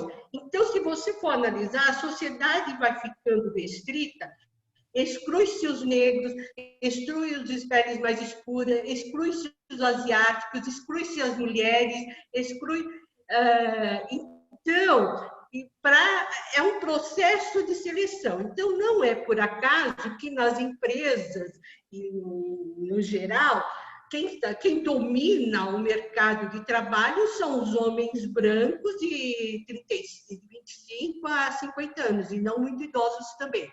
Então, o capitalismo ele está associado. Se a gente não perceber como o capitalismo usa discriminação a gente separar as pessoas, nós vamos ser levados. É o que a gente estuda muito na questão da alienação, né? E a gente não pode se basear também na questão da quantidade e da qualidade, porque os negros são em maior número, mas a mentalidade branca é que ainda predomina. Não é possível desconsiderar 350 anos de escravidão e depois nós estamos há mais de 150 anos numa inclusão perversa. O negro foi incluído perversamente no sistema. Não é que não se precisa dele, precisa-se sim, mas precisa-se para os trabalhos subalternos. Então, é nessa linha que eu falei. E a questão da maioria e da minoria, infelizmente, o que predomina, mesmo que a gente... É igual na África do Sul, 90% são negros, 10% brancos. Mas o que domina ali são os 10% brancos e que a gente está se lutando para mudar esse patamar. Então, numérico não quer dizer a mentalidade. Percebe? Obrigado, Marina. Ô, Mauro, se você me permite um rápido comentário para o amigo Amorim sobre isso. Por favor. São 30 segundos. Lembrar ao Amorim o seguinte, meu cara. De fato, o racismo, a expressão do racismo nasceria do egoísmo e do orgulho, e aí qualquer sistema político. Porém, o preconceito, ele decorre da estrutura de classes. E quem criou a classe foi o capitalismo. O que havia numa sociedade medieval eram estratos. A ideia de classe social surge com a ordem capitalista. E quanto mais capitalista for essa dada sociedade, menor a mobilidade social entre as classes. E aí, portanto, a expressão do preconceito racial faz com que haja o racismo como maneira de se manter este equilíbrio vertical entre classes que não se dialogam e não se mobilizam. É nesse sentido que eu acho que a Marina trouxe essa ideia, essa correlação entre racismo e capitalismo. Bem, eu queria pedir desculpas para as pessoas que também fizeram questões. Foram várias manifestações aqui. Eu creio que a gente pode depois pedir para os expositores analisarem, trocarem ideias com as pessoas. Infelizmente, não vai dar para responder todas as questões agora. Teve também várias manifestações de elogio para a magnífica exposição de todos. Eu queria passar, então, agora para o encerramento, pedir para cada um dos expositores dizer suas últimas palavras nessa questão que envolve direitos humanos. Começando pela Marina. Por favor, Marina.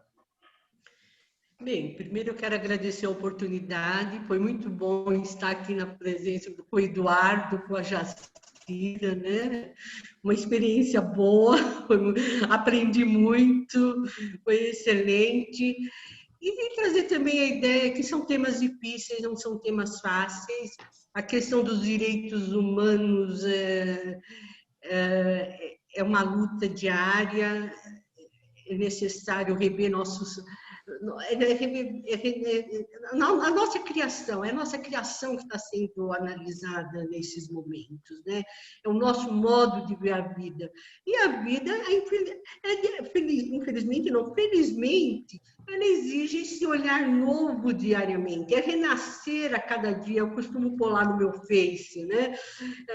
Nós temos de renascer a cada dia, porque o que era verdade ontem, hoje já não é mais, e o que é coisas que eu tinha certeza ontem, hoje não tenho tanta certeza. Então, esse ato de perguntar, de indagar e procurar a verdade faz parte da nossa vida e nos tira da zona de conforto, né? E sair da zona de conforto, na minha avaliação, é o que traz o progresso, que traz o crescimento. Muito obrigada a todos. Obrigado, Marina. Você viu como foi boa a confusão aqui, Marina? Foi bom. Vou pedir, por favor, para o Eduardo Valério fazer seu encerramento. Eu acho emocionante ver o Centro Espírita cumprindo a sua finalidade de formador cultural, né? O que nós fizemos aqui hoje foi discutir espiritismo na veia. E, no entanto, nós não nos divorciamos em nenhum momento da realidade do homem no mundo, né? Da trajetória histórica do homem. É a única maneira de se entender espiritismo, é entender o homem no mundo. E eu queria fazer aqui uma proposta que fique, inclusive, como uma provocação, meu caro Mauro, para que nós voltemos a outras discussões desse tipo. Eu queria pedir que todos, por um momento, por favor, abram suas câmeras. Gostaria de pedir que Vamos todos fazer abrissem isso? suas câmeras, por favor. Eu vou até colocar em grid aqui para a gravação mostrar as imagens. Isso. Quem puder abrir, eu agradeço.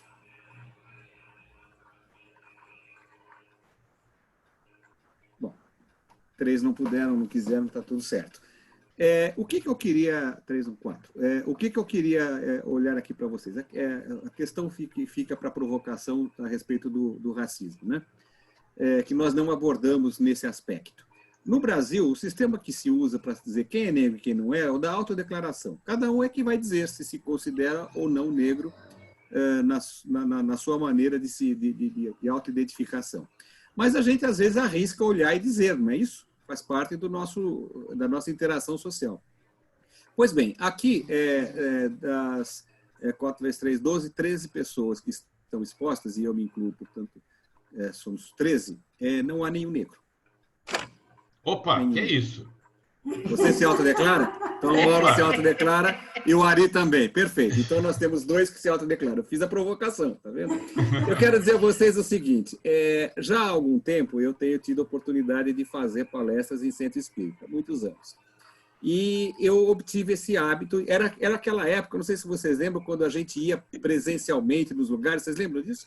Faz tempo, lembra? A gente ia no centro espírita, as pessoas se viam, parece que foi lá décadas atrás. Beijinho, né? Naquela época eu tenho uma saudade, de encontrar, abraçava, beijava, lembra disso? Então, naquela época eu ia às casas espíritas fazer palestras e sempre tinha aquele momento preliminar em que a gente era posto na mesa à frente, enquanto estavam apresentando e tal, e aí eu olhava o público e eu fazia essa contagem que eu fiz aqui agora, claro, com o meu critério. Quantos negros havia? Jamais, meus amigos, jamais, em anos fazendo isso, superou 10% das pessoas presentes. Então, a pergunta é, onde estão os negros do centro espírita? Só na fila da cesta básica?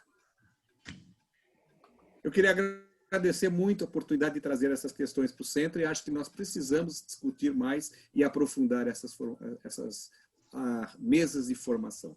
Obrigado, boa noite a todos e a todas. E a sua provocação já está aceita. Ok, vamos promover novos eventos desses. E quero agora ouvir a Jacira, nas suas últimas palavras. Bom, eu quero agradecer, sobretudo, a presença dos amigos, né, nesse debate. Nós estamos aqui num pequeno grupo de amigos discutindo questões tão importantes, tão relevantes para a nossa sociedade, para o nosso pensamento, para a nossa cultura espírita. Basta ver essa provocação aí do Eduardo Valério, né? Onde estão os negros no movimento espírita? Mas eu queria dizer o seguinte, que eu gosto demais de discutir os temas relacionados aos direitos humanos. Porque certa vez eu fiquei muito triste ao ouvir a seguinte frase: direitos humanos devem existir para humanos direitos. De novo, a gente precisaria se perguntar quem né, se acha classificado aí nessa categoria de humano direito, né? Quem é tão direito assim para se colocar nessa categoria? E também fiquei muito triste porque direitos humanos, para lembrar Hugo Grosso, é um direito de gente. É prostituta. É ladrão. Mas direitos humanos para ladrão é gente. Se é gente, é ser humano e portanto, merecedor do reconhecimento dos direitos humanos. Qualquer política, qualquer trabalho que a gente vá desenvolver com um ser humano, a gente não pode partir de outro pressuposto que não seja esse. É um ser humano e merece, portanto, o respeito a todos os direitos humanos. Eu falo isso porque algumas passagens no movimento espírita nos entristecem muito, né? Outro dia Eu chorei ao ver a entrevista daquele menino que está jogando no São Paulo Esporte Clube. Deus me livre, não sou nada São Paulina, mas eu vi a entrevista do menino, ele é negro, e ele tem apelido de Pelé, porque ele é bem negro. Então, ele deu a entrevista, ele disse o seguinte na entrevista, ele falava quase chorando da infância, da história de vida dele, e eu chorei também.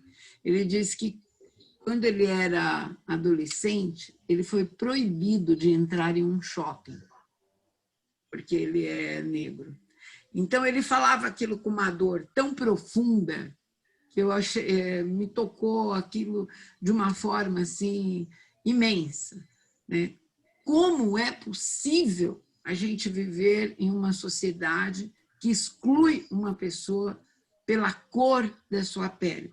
Mas isso é muito mais profundo, como a gente viu nesse debate, é cultural, é estrutural, tem tantas manifestações. Essa é uma manifestação grosseira, grotesca, chocante, mas tem tantas que estão subliminares no nosso sorriso, no nosso olhar, na nossa desconfiança, na oportunidade que a gente não dá e tantas outras.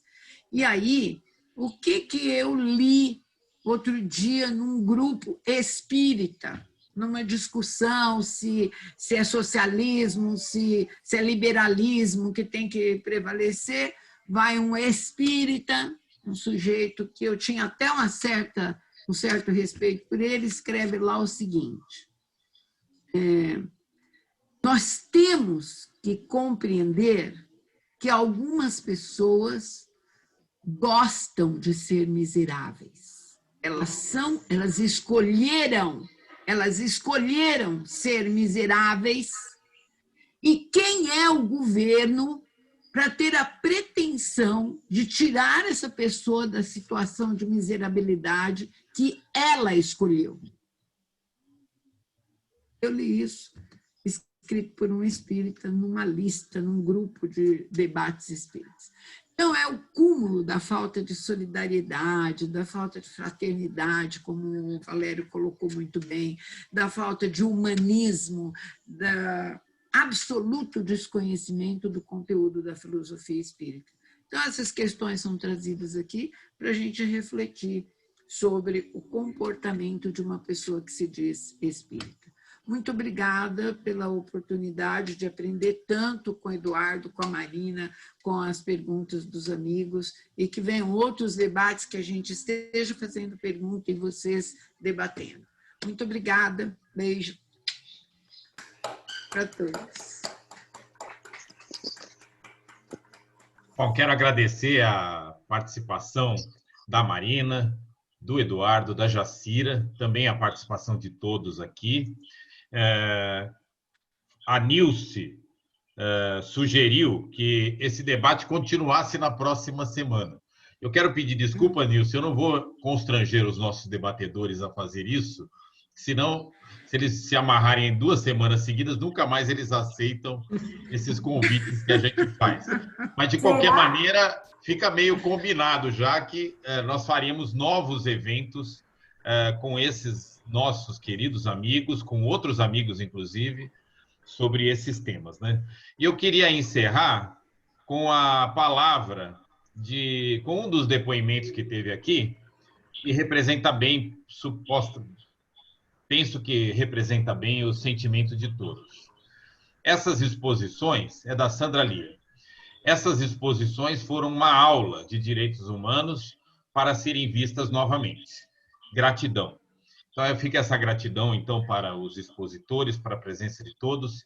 Isso aqui está gravado, nós vamos disponibilizar no YouTube do nosso Centro Espírita. E estamos preparando outras surpresas como essa. Nós temos aqui presente o nosso primo Maurício. Eu tinha até dito ao Maurício que faria hoje a apresentação de uma live que ele participou, do grupo Bolinho de Carne com Berinjela. Mas eu resolvi não apresentar, Maurício, porque nós estamos acertando com o Maurício e vários participantes do grupo Bolinho de Carne com Berinjela, que fez história no movimento espírita nos anos 80 início dos anos 90, e vamos contar a história, com a presença de todos que historicamente participaram do Bolinho. Nós vamos fazer uma apresentação aqui, um debate, e também com algumas músicas do Bolinho. E vamos fazer o mesmo, já está combinado, com o conjunto Alma Sonora. Então, nós vamos registrar a história de dois importantes grupos, grupos espíritas que lidam com a arte aqui. E vamos inventar outras coisas também, porque nós temos que viver bem e temos que aprender sorrindo, né? Quero mais uma vez, então, agradecer a presença de todos por essa noite. Uma boa noite a todos.